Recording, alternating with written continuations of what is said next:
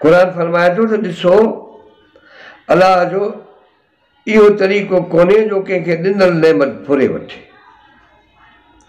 जेका हुन कंहिं क़ौम खे अता कई आहे जेसि ताईं जो उहा क़ौम ख़ुदि पाण में इनकलाब आणे पंहिंजो पाण खे उन नेमत खां महरूम न करे छॾे।